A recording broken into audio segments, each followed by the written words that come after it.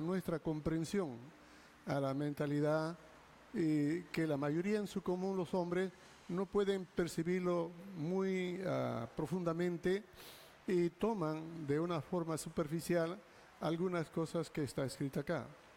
En la mentalidad hebrea es algo distinto. Siempre es más intrínseco, es mucho más exhaustivo encontrar por qué es que Dios ha escrito ciertas cosas en su palabra y qué necesidad hay de rebuscar en la etimología misma de la palabra y en la semántica que encierra el mensaje de la palabra en el hebreo. Esta palabra Lech Lecha, que así se llama la parashá, que corresponde a estos capítulos, nos encierra muchas cosas increíbles. Solo quiero remontarme a unos cuantos versículos, pero para poder resaltar algo del origen de las palabras. Cuando uno mira la vida de Abraham, en su contenido en esta parashá, podemos entender un poco más cuando leemos el Jabri Hadashá. Es la ventaja que tienen los creyentes en el Mesías, Yeshua, que no solamente creemos en la Torá, sino también se amplía en todo el Tanaj, y lo mismo se nota o se amplía cuando leemos el Jabri Hadashá. Esta parashá nos muestra la vida de Abraham desde sus orígenes, su llamado y sus pruebas en el andar por esta vida y su final. Vemos en el andar de Abraham una constante renuncia a las posibilidades de desarrollo, de confort o de beneficio personal.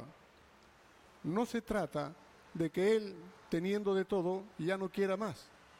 Por el contrario, las Escrituras nos muestran su deseo por algo más grande. Abraham era un hombre muy rico y tenía casi de todo, pero las Escrituras nos muestran algo más de todo ello. El mandato de Dios tenía un objetivo que cambiaría todas sus perspectivas y también alteraría todos sus valores. Dice el Señor, serás bendición. El verbo serás, esto es muy significativo porque implica que dice serás bendición. Es más que llevar bendición. Él sería bendición. Sea que vaya o se quede, él sería una bendición. Sin embargo, hay que aclarar tres cosas. Uno, que la bendición estaba implícita en él, pero que para que sea bendición para otros, él debía dejar de ser lo que él era. Pero para que puedan otros ser bendecidos, todos debían tener una idea de quién era Abraham. Y Dios había dicho, tú serás bendición. Por eso es que él debía dejar de ser lo que él era en sí. Segundo, la bendición no sería de Abraham, sería de Dios. Pero los que le rodeaban podrían ser bendecidos si ellos bendijeran a Abraham. Y si acaso alguien se atrevía a maldecirlo, Dios mismo lo había de maldecir. Era Abraham un ente en el cual las personas podían recibir bendición o maldición de acuerdo a cómo trataban con Abraham y su descendencia. Y en tercer lugar, la bendición que Dios le había dado a Abraham era una bendición que sería para siempre, en la tierra, en el cielo, en su descendencia, en la tierra prometida y más allá en la ciudad celestial. Dios le dice, engrandeceré tu nombre. Se lo dice cuando estaba en una ciudad muy poblada como Ur de los Caldeos. Ahí era él un tanto importante, pero no era muy significativo en medio de una ciudad cargada y el centro de toda la astrología y todas las ciencias ocultas estaba centrado en Ur de los Caldeos. Dios le dijo, engrandeceré tu nombre. Y también le dijo, haré de ti una gran nación. Lo que él conocía era el imperio de Babilonia, una ciudad donde se encontraban todos los desarrollos y adelantos que había en su tiempo. Y Dios le dice, tu descendencia será como las estrellas del cielo y como la arena del mar. Esto era una promesa para un hombre sin hijos, con la esperanza de que él pudiera ser padre. Él se llamaba Abraham, que significaba padre enaltecido, pero no tenía hijos. Por eso que de alguna manera, en alguna circunstancia, cuando él se presentase ante gentes o personajes con familia grande, él se llamaba el padre enaltecido, pero no presentaba a ningún hijo, porque no tenía. Y eso podría haberle causado momentos de vergüenza.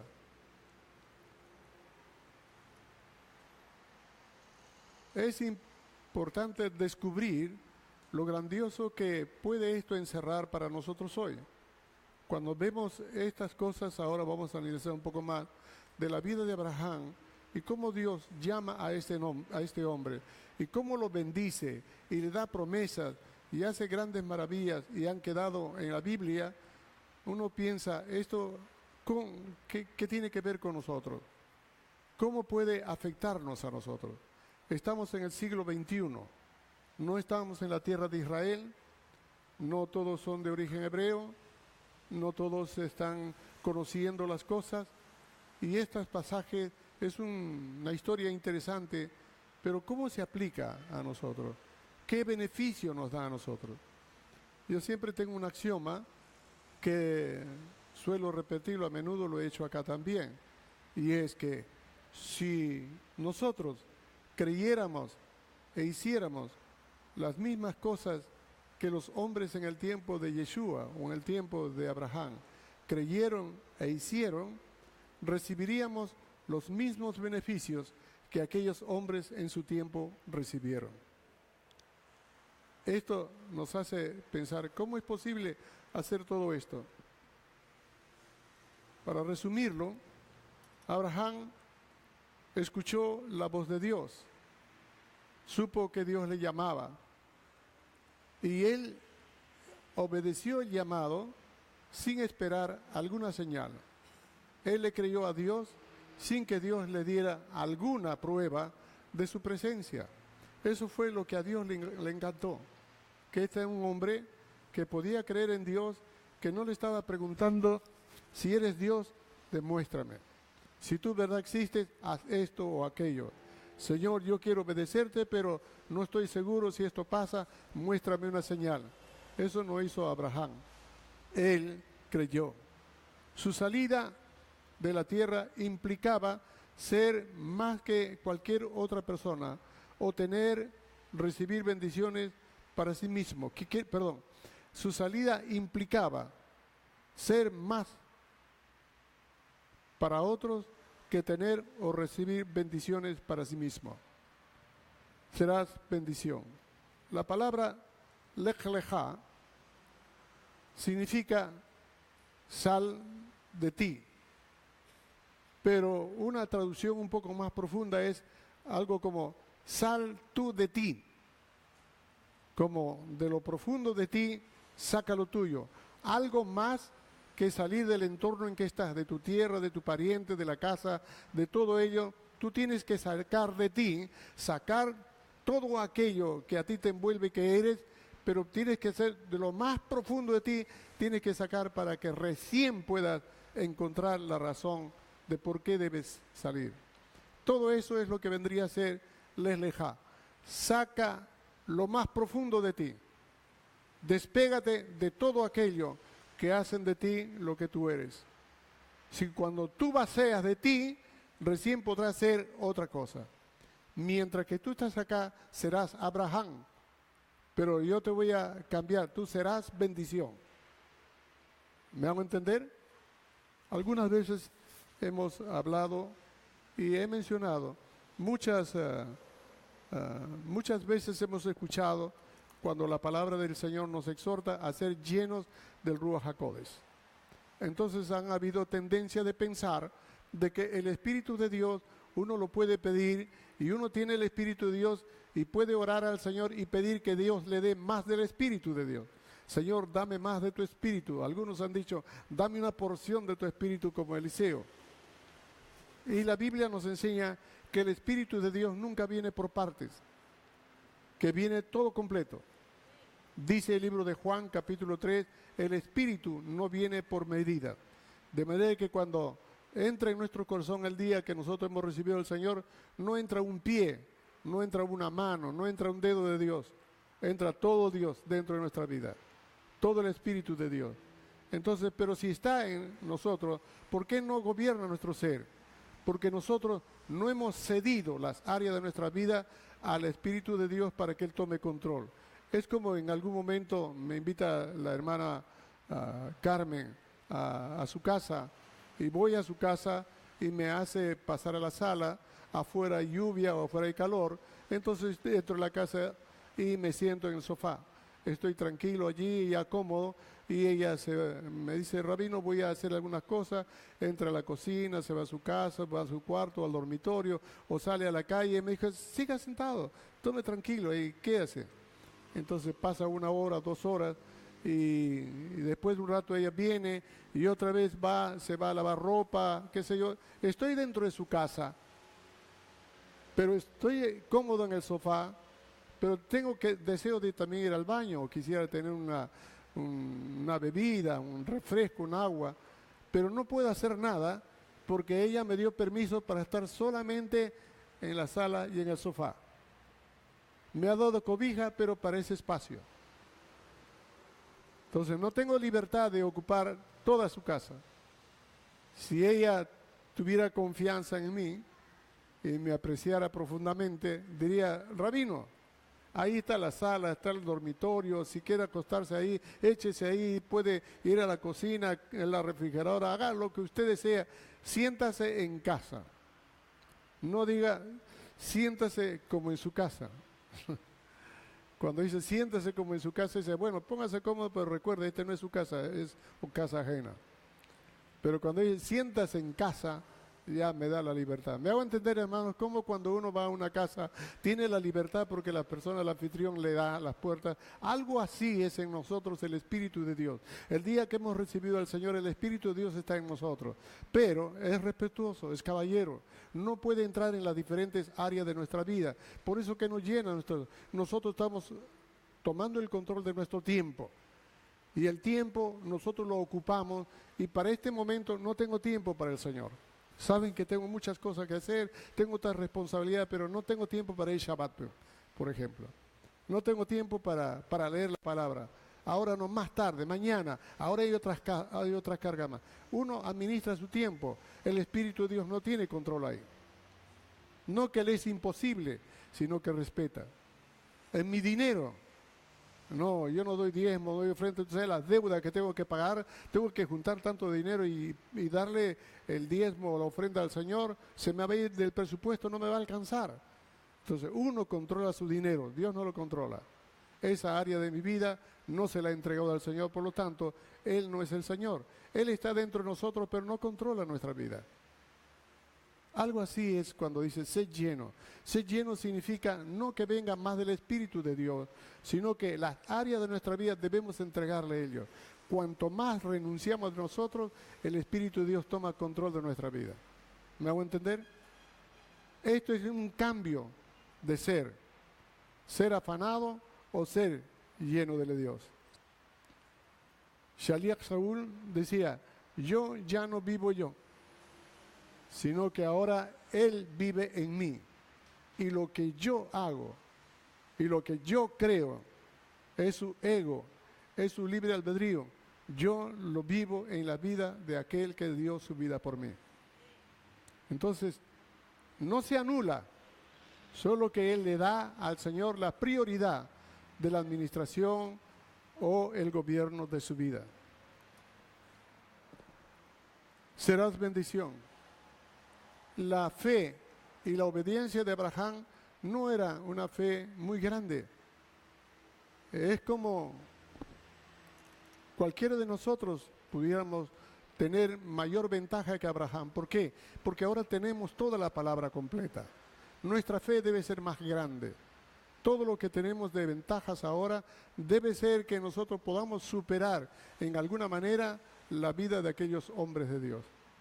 Pero vemos que Abraham no tenía toda una fe fuerte. Dice la Biblia que cuando Dios, en el versículo que empieza del capítulo 1, del capítulo 12, verso 1, dice, pero Dios había dicho a Abraham, sal de tu tierra desde acá. Ese pero es una conjunción copulativa entre dos textos del capítulo 11 hasta el capítulo 12, donde Dios habría hablado a Abraham, pero él no salió a obedecer inmediatamente. Fue su padre Taré quien tomó, dice en el capítulo 11 del libro de Bereshit, versículo 31, dice, y tomó Taré a Abraham su hijo, y a Lot, hijo de Harán, hijo de su hijo, y a Sarai, su nuera, mujer de Abraham, su hijo, y subió con ellos de Ur de los caldeos para ir a la tierra de Canaán. Y vinieron hasta Harán y se quedaron allí. Y fueron los días de Taré 205 años y murió Taré en Harán. Estando ya Abraham salido de Ur, llegado a Harán, ahí muere Taré. Y entonces recién de ahí, Abraham recuerda que Dios le llamó. Por eso no podía quedarse ahí. Por eso dice, pero Dios ya le había dicho, sal de tu tierra. Y él salió y fue rumbo a Canaán, y a la tierra de Canaán llegaron. Pero él salió sin saber a dónde ir. Dice en el libro de Hebreos capítulo 11, verso 8, por la fe Abraham, al ser llamado, obedeció saliendo para un lugar que había de recibir como herencia, para que puedan ser canal de bendición a los demás. Y salió sin saber a dónde iba. Hubo cambios en su vida que sirvieron para que él pudiera tener la experiencia de ser una bendición para todos los demás.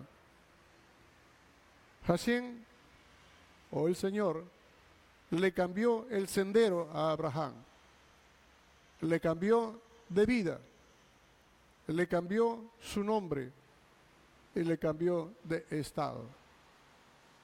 Cuando uno hace una decisión de oír al Señor y seguirle a Él, tenga por seguro que esa persona va a cambiar. Si sigue las instrucciones de Dios, va a cambiar como Dios puede hacerlo. Ninguna persona que cree en Dios y ha oído su voz va a quedar estático. Siempre tiene que haber un cambio, porque ahora al cambiar de actitud de volverse a Dios, Dios toma su vida y le cambia de derrotero. Ya no va a vivir conforme al que uno piensa, ahora tiene que vivir conforme Dios piensa. Ya no puede hacer sus proyectos y planes como si Dios no existiera. Ahora tiene que buscar hacer los planes como Dios quiere que sirva. La Biblia nos dice que él viajaba. Y la primera llegada que hace es un lugar llamado Siquén. Siquén significa hombro, cerviz o nuca. Esto tiene que ver en relación de cómo uno se puede inclinar hacia abajo y levantar una carga. Esa acción de agacharse para recorrer una carga, esto significa Siquén. Aquí fue su primera experiencia con el Señor. Dice que se le apareció el Señor. Su primer encuentro se le apareció. Y por eso hizo un altar. Y al ser un altar, sacrificó. Hizo un holocausto. El primer encuentro que tiene con Abraham, Dios le llevó a Abraham a experimentar un cambio de actitud. Ante este momento, él se inclina, se rinde al Señor, hace un altar, un sacrificio en la cual él consagra su vida al Señor. Es como si fuera una conversión. Es como decirle, Dios, ya no yo. Como decía Yeshua, no se haga como yo quiero, sino como tú dispongas. Este lugar llamado Siquén, más adelante para todos sus descendientes, se volvió un lugar de grandes confrontaciones y de decisiones importantes. Versículos bíblicos hay muchos. Bereshit 28, 33, 37, Josué capítulo 24, Jueces 21, Primera de Reyes 12. Ese por mencionar algunas decisiones. Aquí fue un lugar en Siquén llamado refugio que tuvo Josué después que ha vencido a todos los reyes, capítulo 20 de Josué. Fue elegido como un lugar de refugio. José o Joseph fue sepultado en este lugar cuando lo trajeron de Egipto llamado Siquén, y su tumba hasta ahora permanece. Siquén representa la vida de Abraham, el lugar de su conversión, el lugar donde uno muere a sí mismo y reconoce a Hashem como su único Dios verdadero.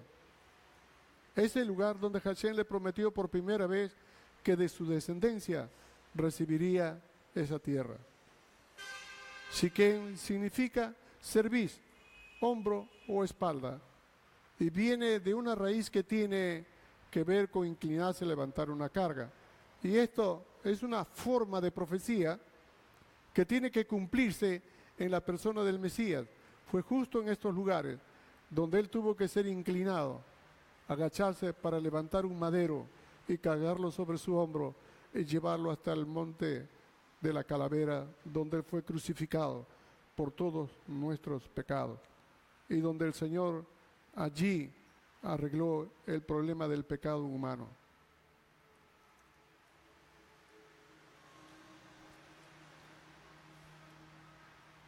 La muerte y resurrección de Yeshua es la base sobre la cual Hashem entrega toda la tierra de Canaán a los hijos de Israel, a los hijos de Abraham.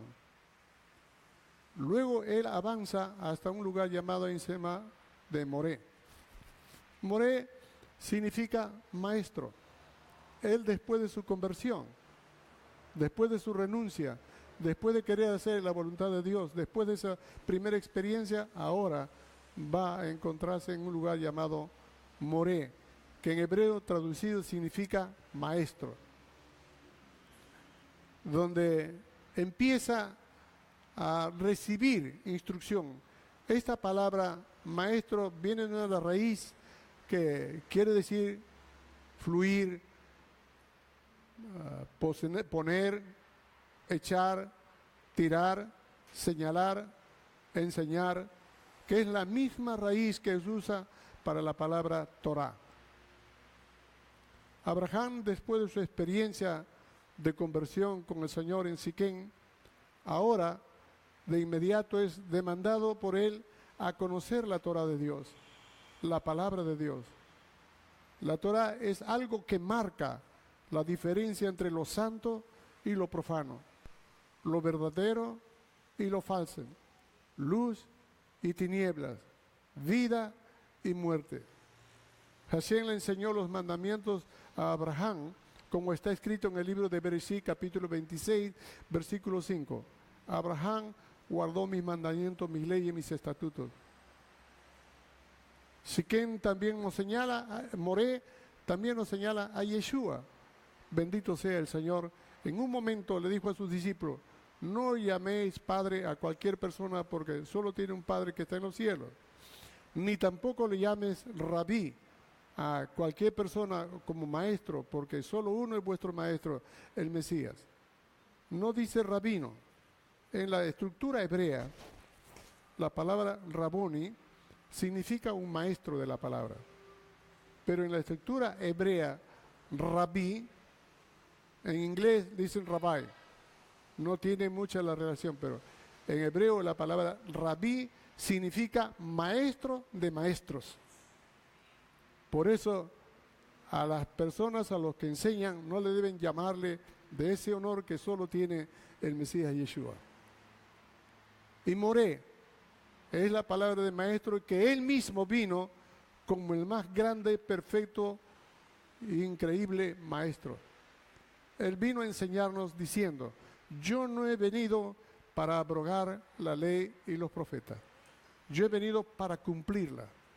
Y de cierto os digo que no pasará ni el cielo ni la tierra hasta que un punto o una jota de la Torá se haya cumplido.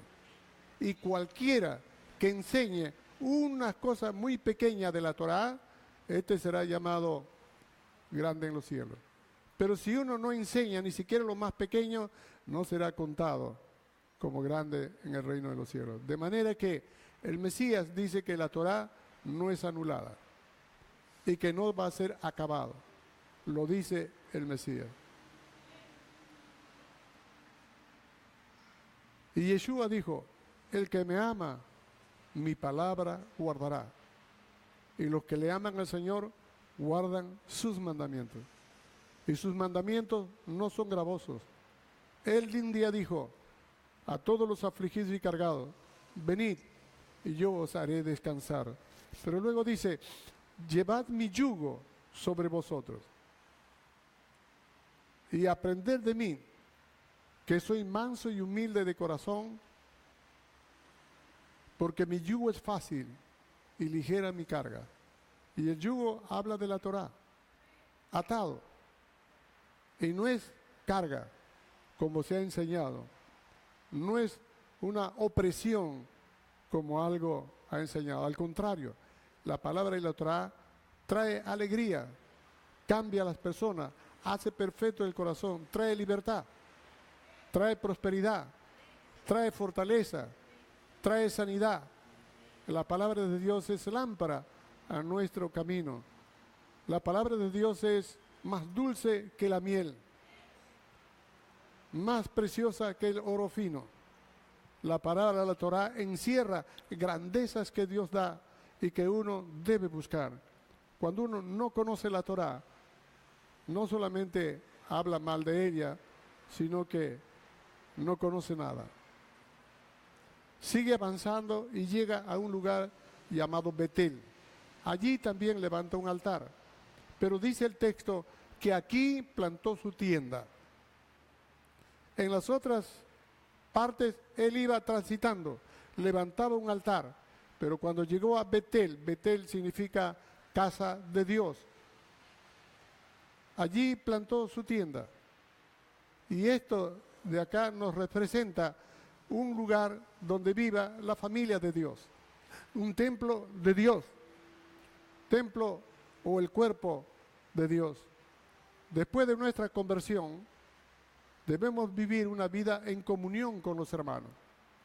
No es correcto un creyente solitario, un creyente que está yendo de un lugar a otro, yendo por aquí, por allá, sin establecerse. Eso no es correcto.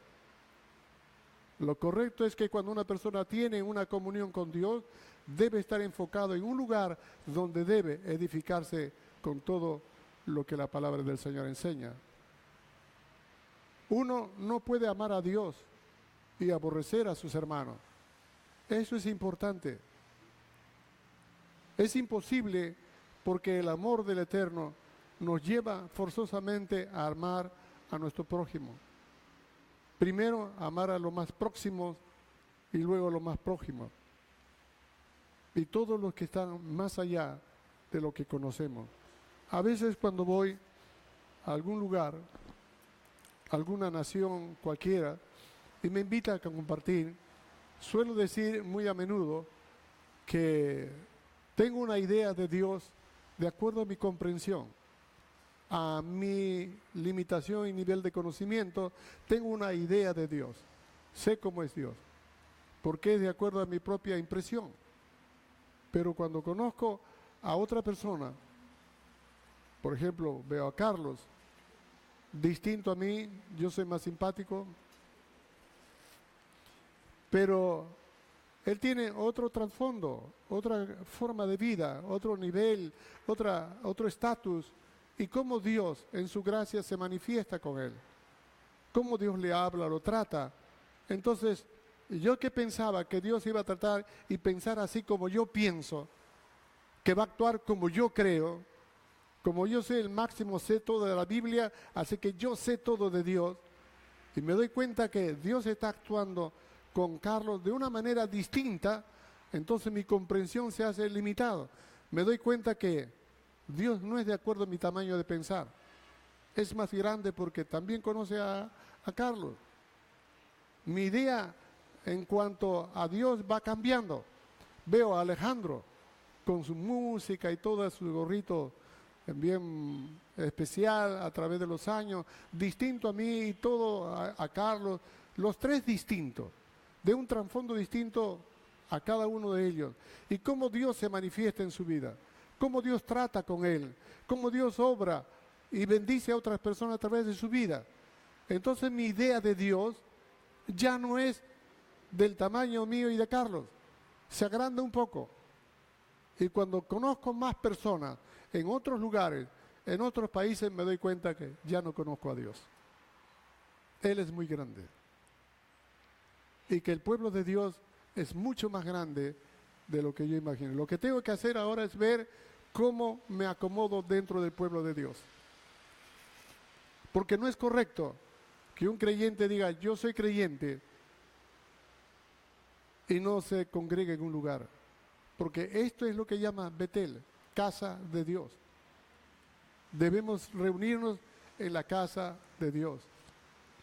Siempre hago esta alegoría cuando uno encuentra un borracho. Los borrachos, ¿con quiénes se juntan? Con otros borrachos. ¿En dónde lo hace? En una cantina. Los delincuentes se buscan entre delincuentes. ¿Dónde lo hacen? En el AMPA. Personas que tienen una conducta inmoral, practicante de un estilo de cosas, se va a buscar gente que tiene la misma práctica en lugares donde a menudo se reúnen. Y los hijos de Dios, ¿dónde deben estar? ¿Dónde? Con los hijos de Dios. ¿Dónde? En la casa de Dios. ¿Me hago entender? Esto nos lleva a Betel. Y esto también nos hace a nosotros pensar en cómo es que debemos nosotros vivir entre los hermanos. Vamos a encontrar hermanos de toda calidad, de todo gusto, de toda forma y de toda raza. Bueno, vamos a encontrarnos, porque en el tiempo que llegó el Evangelio, donde Pablo llegó a zonas donde convergían distintos países, como en Éfeso, Colosas, Tesalónica, Corinto, venían comerciantes a través de las naves de muchos países y convergían en un lugar y se convertía en una urbe, una zona casi cosmopolita, y allí una multicultura, y tanto politeísmo llegó a Pablo. Les predicaba el Evangelio y muchas personas entregaban su vida al Señor y recibían la instrucción. ¿Y cómo un pardo podía juntarse con medos? ¿Cómo un romano podía juntarse con un judío? ¿Cómo un judío podía sentarse con un samaritano? Era casi intransigente todo esto. Pero cuando llegó el Evangelio, en ellos empezaron a juntarse en un lugar. En el libro de Efesios capítulo 4, en el versículo 1 hasta el versículo 6 nos dice: yo pues preso en el Señor, os ruego que andéis como es digno de la vocación con que fuisteis llamados, con toda humildad y mansedumbre, soportándoos con paciencia los unos a los otros en amor. ¿Qué les parece? Soportándole unos a otros. A quien que me soporta es mi esposa. Unos a otros. Solícitos en guardar la unidad del Espíritu, en el vínculo de la paz. Por mantener la paz, ¿cuántas veces nosotros podemos evitarnos nuestros problemas renunciando a nuestros propios caprichos?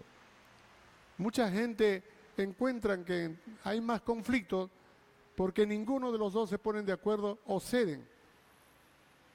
Por mantener la paz y guardar la unidad, uno tiene que sacrificar ciertas cosas de su propio ego. ¿Y eso dónde puede hacerlo? Dentro de los creyentes. Creyente ahora que, ¿cuántos años de creyente tiene? El hermano Carlos tiene como 4 años.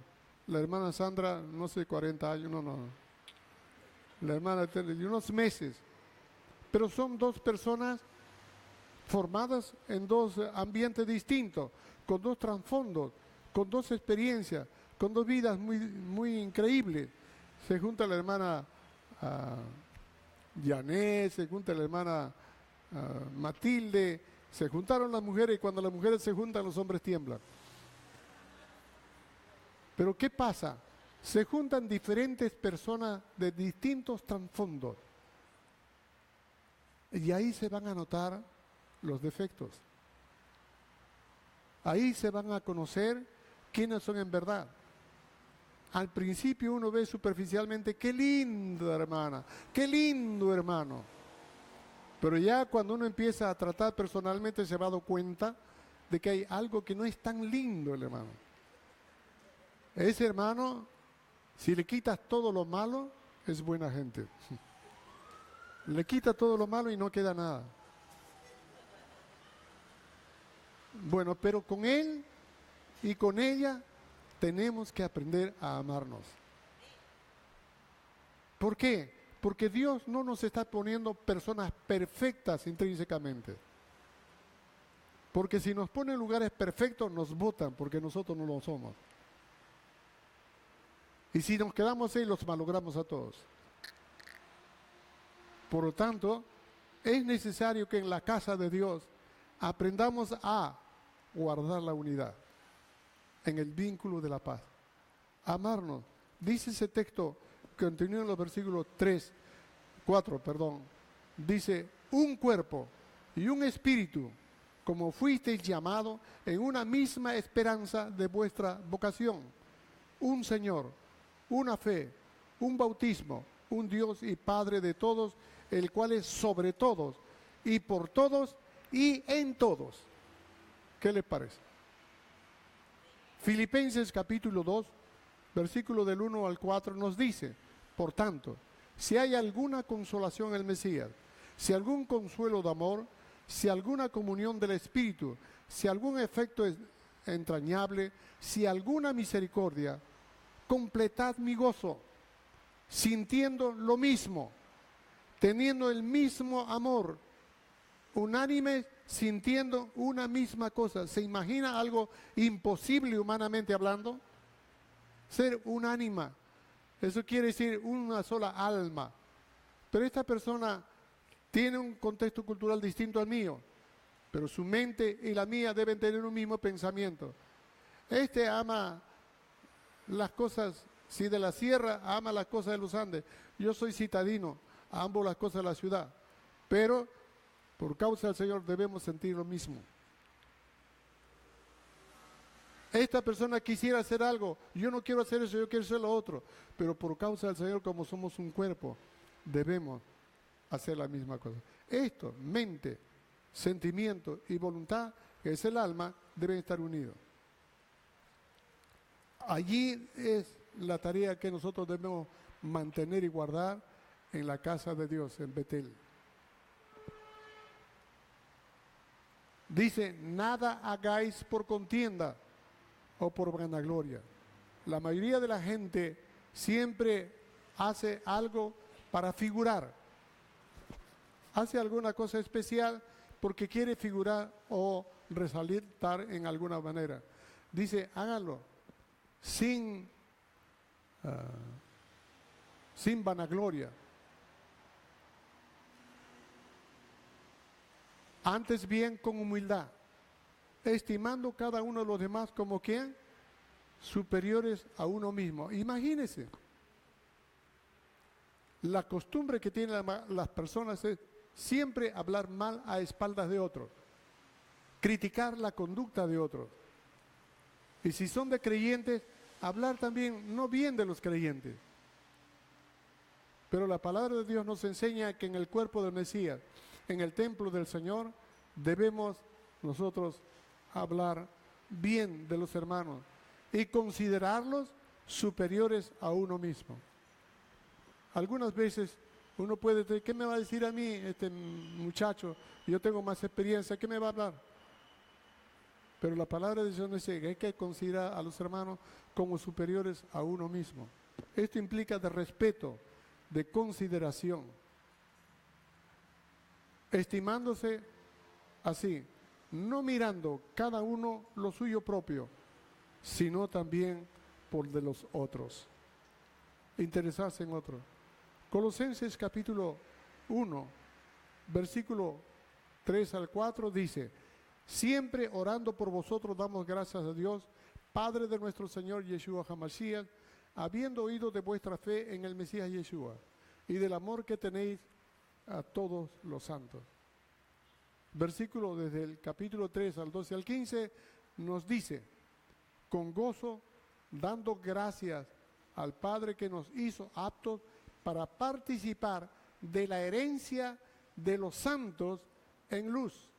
Todos somos herederos, el cual nos ha librado de la potestad de las tinieblas y nos ha trasladado al reino de su amado Hijo, en quien tenemos redención por su sangre, el perdón de pecados. Hemos sido redimidos por el Señor. Sea que no me guste la cara, Dios le ha redimido a él. Sea que no me guste las cosas, Dios me ha redimido. Somos redimidos por el Señor. Tengamos pelo largo o corto, lacio o crespo, es un redimido por el Señor.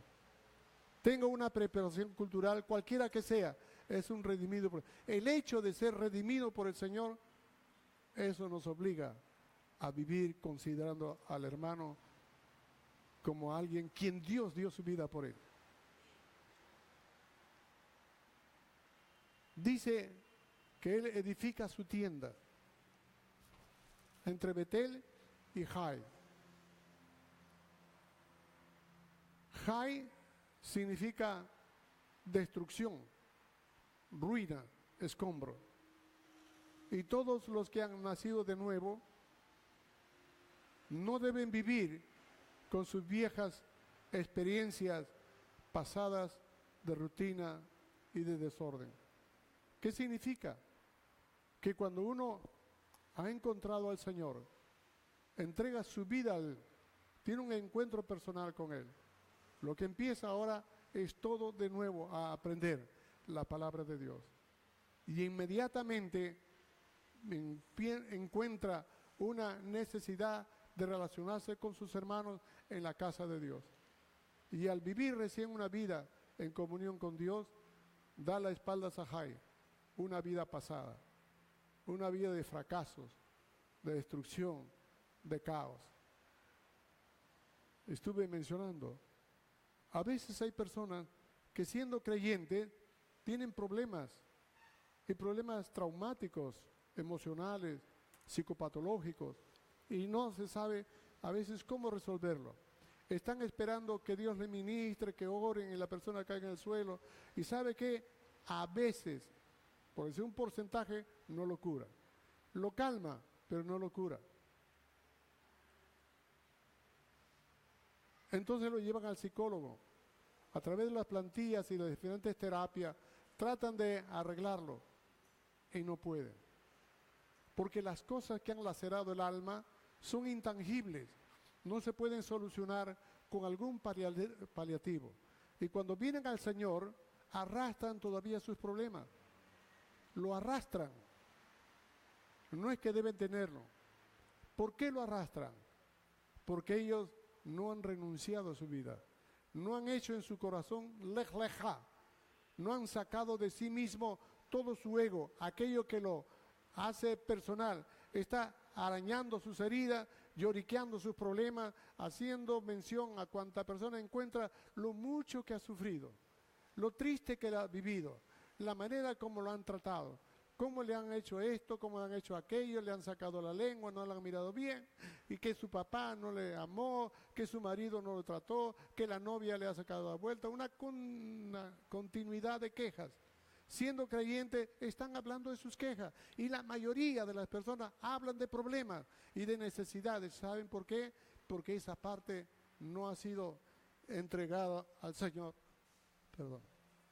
No ha renunciado a esa área de su vida. Y eso, hermano, es porque la persona todavía está viviendo con Jai, estando en Betel. Uno debe dejar Jai atrás, todo lo pasado, y empezar de nuevo con el Mesías, donde todas las cosas en él nuevas son. También nos habla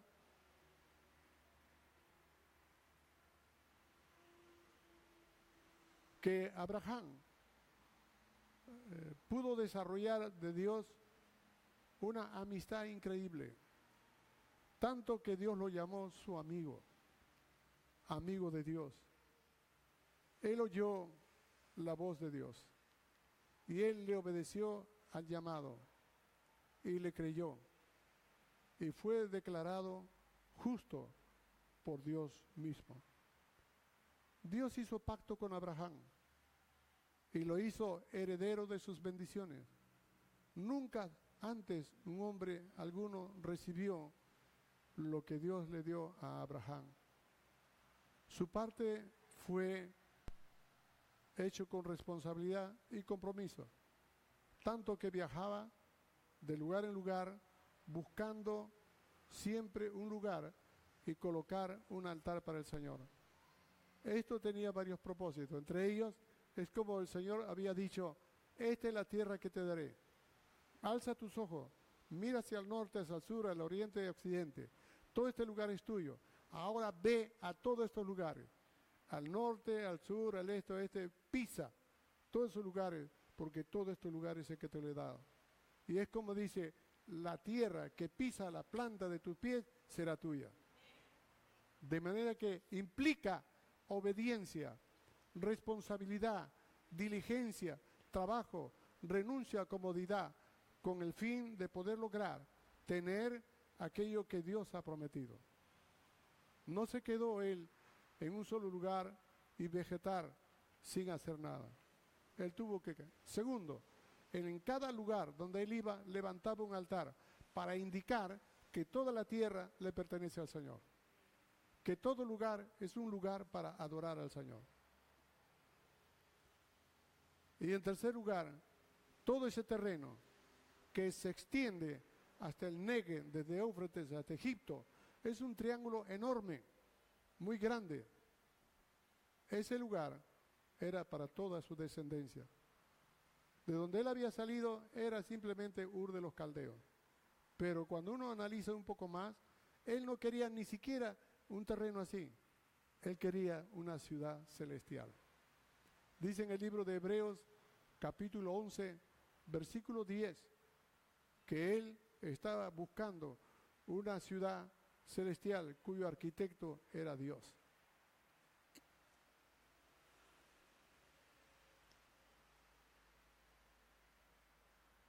Él peleaba con sabiduría, con poca gente, y pudo vencer ejércitos, porque confiaba en su amigo que era Dios.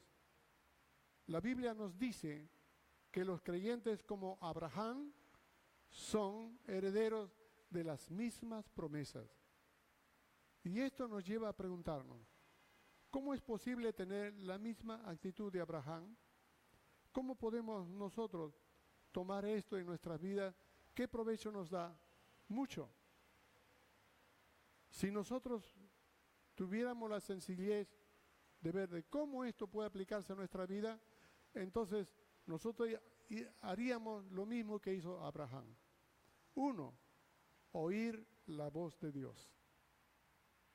¿En dónde fue hecho? En Ur de los Caldeos, en medio del paganismo, de la bulla, del desarrollo, del comercio, de las filosofías, de la inmoralidad, del mundo de los negocios, convulsionándose todo ahí. Allí, en medio de ese laberinto, Abraham oyó la voz de Dios. No fue a un retiro, no subió a una gran montaña, se pasó 40 días y 40 noches en ayuno para que Dios le hablara.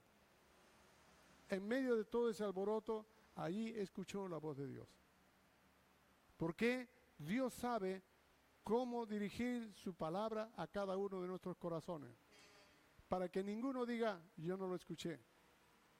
Y Dios nos ha creado con dos clases de oídos: los oídos físicos para escuchar todos los ruidos y sonidos que tenemos acá alrededor nuestro, y los oídos espirituales para oír la voz de Dios. Y los que son de Dios oyen la voz de Dios y le siguen. Mis ovejas oyen mi voz. Y la pregunta, hermanos, es: ¿tenemos la sensibilidad para saber que Dios nos está hablando? ¿Estamos oyendo la voz de Dios? Porque la voz de Dios siempre nos atrae. La voz de Dios siempre nos llama. a algo mejor, para arrepentirnos por alguna manera que estamos andando mal, para enderezar nuestras maneras de pensar cuando no estamos andando bien, para poder alumbrar nuestro camino cuando estamos confundidos qué hacer, para fortalecernos en un momento que nos sentimos débiles y abatidos, para darnos el regocijo que nadie en este mundo nos puede dar. La voz de Dios siempre es para levantarnos. Y si nos dice algo duro, porque algo duro está pasando en nuestros corazones y Él lo hace para volver a Él. Si somos de Dios, debemos oír la voz de Dios. Y si oímos la voz de Dios, debemos obedecerla. Si no tenemos grande fe, no importa, Él nos va a ayudar. Segundo, Él creyó en el llamado de Dios y en sus promesas. Qué importante, hermano, que si nosotros oímos la voz de Dios, debemos aprender a buscar en la palabra sus promesas. Hay más de 7.780 promesas en la Biblia, de las cuales más de 5.800 pertenecen para el pueblo de Israel. El resto es para todos aquellos que no son judíos. Así que tenemos tantas promesas para los judíos y para el gentil. Para todo aquel que es llamado de Dios, tiene más de 7.000 promesas. Puede buscar ustedes en la Biblia y creerla. A veces creemos las malas noticias, le damos más valor a las informaciones cotidianas, pero no buscamos en la palabra las promesas que nos fortalecen y cambian nuestra vida y nos hacen un acicate para enfrentar cualquier adversidad que se venga contra nosotros. Debemos nosotros buscar en la palabra también sus promesas y creerlas. Creerlas. Tercero, obedecer su voz. Cuando uno recita el Shema, Shema no es solamente oír, es una cadena, un eslabón. Tú oyes para obedecer. Y si nosotros hemos oído la voz de Dios, debemos obedecer. Dios le dio un hijo a Abraham y le puso por nombre Isaac, para que por medio de este hijo Dios enviara a su propio hijo, al Mesías Yeshua, para que por medio de él, el hombre pecador, apartado de Dios, con destino a la condenación, pueda tener la salvación y ser justificado por la obra bendita del Mesías Yeshua, redimidos por la sangre que él derramó en el madero. No solo eso, al hacernos hijos de Dios por el Mesías, Él también nos hace herederos de las mismas promesas que dio Dios a Abraham. En el libro de Romanos capítulo 5, verso 1 dice, justificados pues por la fe tenemos paz para con Dios. Sin Él no hay paz. Y por medio de nuestro Señor Yeshua HaMashiach, por quien también tenemos entrada por la fe a esta gracia en la cual estamos firmes. Dios nos ha puesto ahí, de ahí nadie nos mueve. Y nos gloriamos en la esperanza de ver la gloria de Dios. Ahora nuestro corazón siempre está buscando que en cada circunstancia ve la gloria de Dios. Dice que nos gloriamos. Es decir, podemos nosotros ser motivo de la gloria de Dios. Podemos ver la gloria de Dios y la gloria de Dios se va a notar a través de nuestras vidas. Dice para que la multiforme gracia de Dios sea dada a conocer al mundo venidero de la gracia de Dios mostrada a nosotros. Efesios capítulo 2, versículo 6, capítulo 3, versículo 10 de Efesios. Dios va a mostrar esa gracia a través de nosotros. Lo otro es que si Dios me ha llamado para su gloria y para su gracia, de repente nuestra vida no es nada loable. Quizás nuestra vida es una vida de fracaso. Teniendo al Señor estamos abatidos. No sabemos qué hacer. La razón es porque en nuestra mentalidad arrastramos el estilo de pensar de la vida de Jai. Tenemos una inercia de la forma de vida que hemos tenido cuando hemos venido al Señor, arrastramos todavía eso. Eso nos impide ver la mano de Dios. Se convierte como un ancla que tiran del barco o el yate hacia la orilla del mar, para que ese barco no se mueva por las olas, no se vaya de un lugar a otro, está anclado. La vida pasada, nuestra forma de pensar antigua, es como un ancla que no nos permite avanzar más allá. Eso no es correcto. Si nuestra ancla está firmada en las promesas de Dios, como dice Hebreos 6, entonces nosotros estamos seguros de que Dios nos lleva. Abraham fue un hombre que renunció, por decir así, a su propio ego y yo. Y Yeshua, bendito sea, él dijo, el que no renuncia a todo lo posible, aún su propia vida, y no renuncia a todo lo que posee, no puede ser mi discípulo. Si el grano de trigo no cae en la tierra y muere, queda solo. Pero si muere, lleva mucho fruto. Eso tiene que ver con Lech Lecha. Lech Lecha quiere decir, sal de ti, saca de ti lo tuyo. Aquello que a ti te deja ocultar y no te deja más avanzar. Tienes riqueza, tienes esto, pero eso no es todo. Esto es cualquier cosita. Yo tengo para ti grandes cosas. Haré de ti una gran nación. Engrandeceré tu nombre y tendrás descendencia como las estrellas del cielo y como la arena del mar. ¿Te das cuenta? Lo que tú tienes, Abraham, rico no es nada.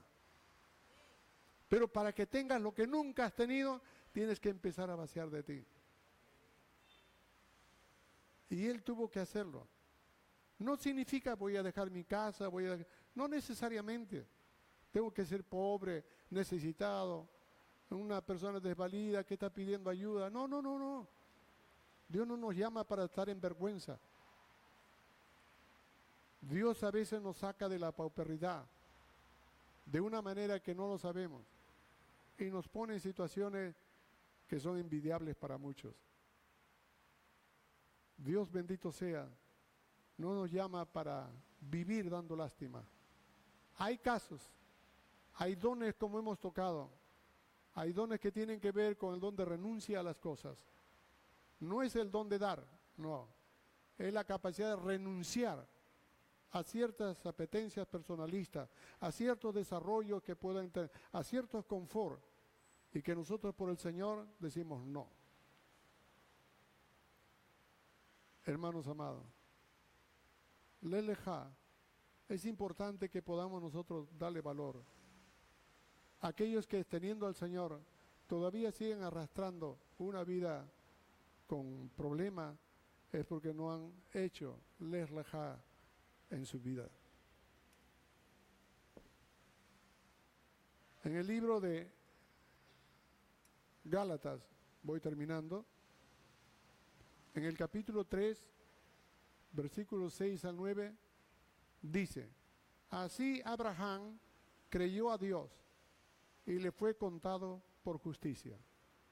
Y luego le dice a los creyentes, sabed pues, por tanto, que los que son de fe, todos los que han venido al Señor por fe, estos son hijos de Abraham. Y la Escritura, preveyendo que Dios había de justificar por fe a los gentiles, es decir, no solo al judío, sino a cualquiera que no es judío, dio la antemano la buena nueva a Abraham diciendo, en ti serán benditas todas las naciones, todos. De modo que los de la fe de Abraham son bendecidos con el creyente Abraham.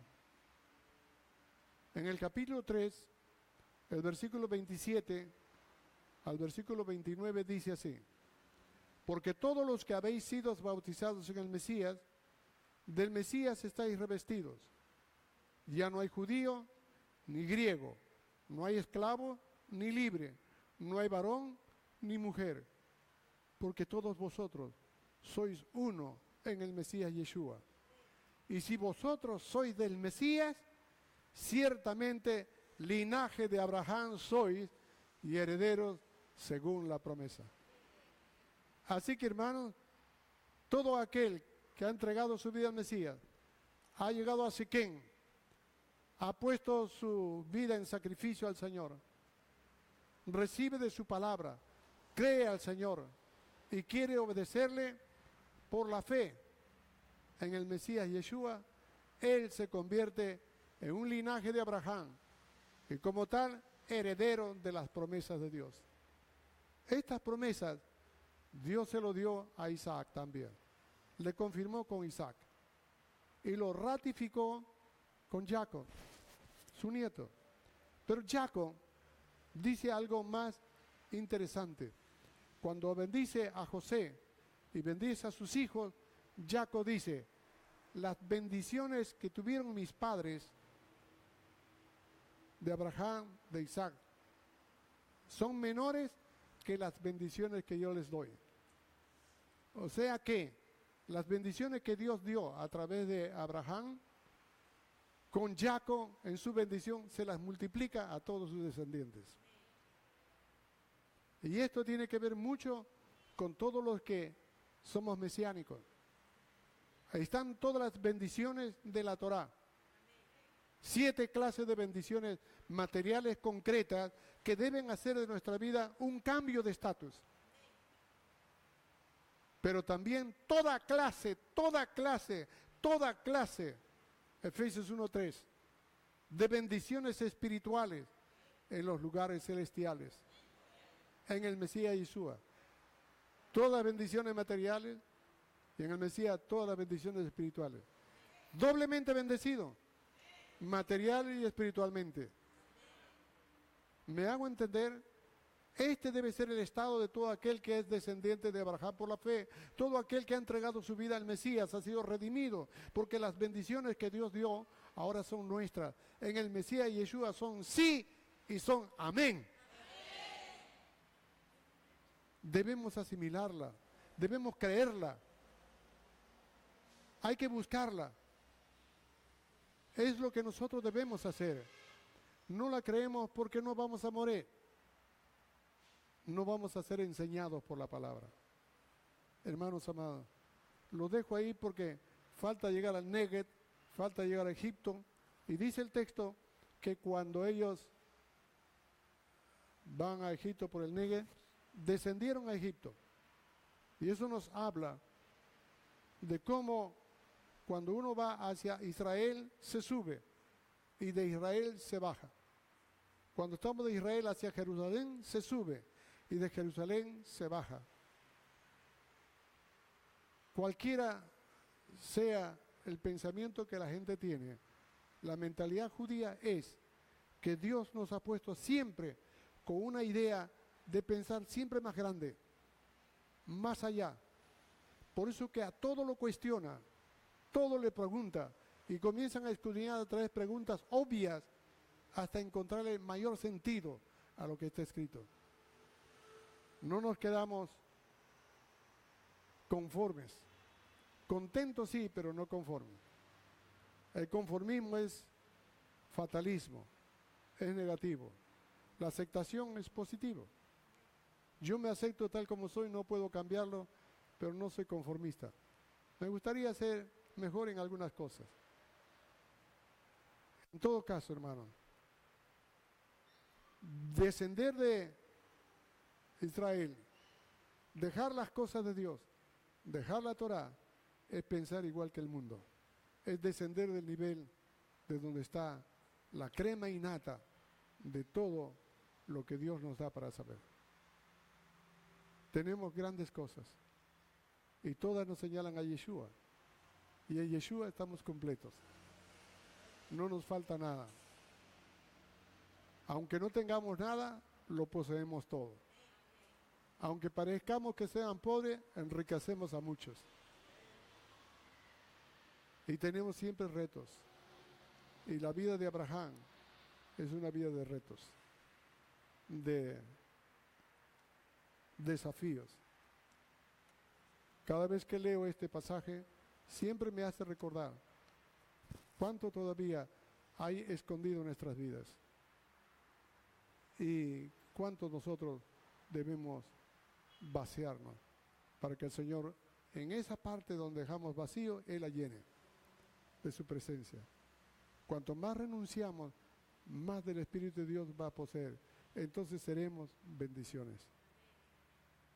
No vamos a tener que llevar bendición, seremos bendición.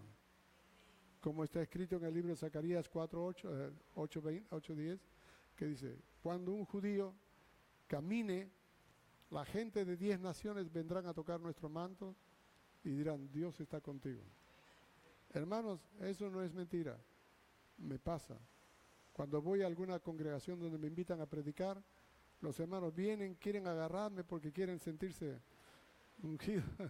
No, yo digo, yo soy como... No, la palabra de Dios dice que el toque un momento será grandemente bendecido.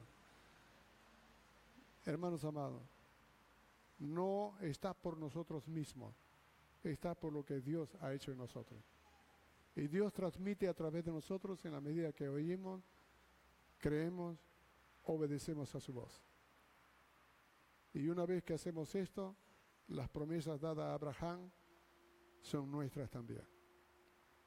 Nos falta sabiduría, inteligencia para tomar de lo que Dios nos da, aplicarla a nuestra vida y poder salir de nuestro estatus. Y por último, Dios dio su promesa a Abraham dándole el Hijo, para que por medio del Hijo todas las naciones sean bendecidas, con la salvación, con el perdón de pecado, con la justificación, con todo esto, todas las naciones puedan ser. Ahora, esas bendiciones vienen a ustedes y a nosotros. Por lo tanto, todos ustedes están obligados a llevar ese mensaje, esa salvación a todos los demás. Porque en la medida en que ustedes compartan, ustedes van a ver cómo los cielos de Dios se abren y les va la provisión que ustedes menos imaginan. No recuerdo quién fue, una hermana o un hermano que me dijo, Rabino, yo voy a dedicarme al negocio del Señor. Tiene una empresa, pero yo prefiero hacer el negocio del Señor porque cada vez que yo hablo del Señor, Dios me bendice con unos buenos contratos. Y yo me encargo de las cosas de Dios, Dios se encarga de mis negocios. ¿Qué les parece? Por eso, hermanos, debemos darle a Él la gloria y anunciarle a otros las bendiciones del Señor. Vamos a orar. Y voy a dar un saludo a todas las personas que nos están mirando directamente por estas páginas web y desearles que Dios también a usted le bendiga. Instarle a que usted tenga la oportunidad en su corazón de abrirle al Señor toda su vida y pedir que Él entre en su vida. Que así como Dios bendijo a Abraham y a toda su descendencia, usted también pueda ser bendecido mediante la obra redentora que el Mesías Yeshua hizo para usted. Él le abrió el camino, Él le perdonó todo pecado hace 2000 años. Usted debe recibirlo ahora, debe invitarlo a que entre en su corazón y ser partícipe de la herencia que Dios da a Abraham para usted también. Que Dios le bendiga. Vamos a orar.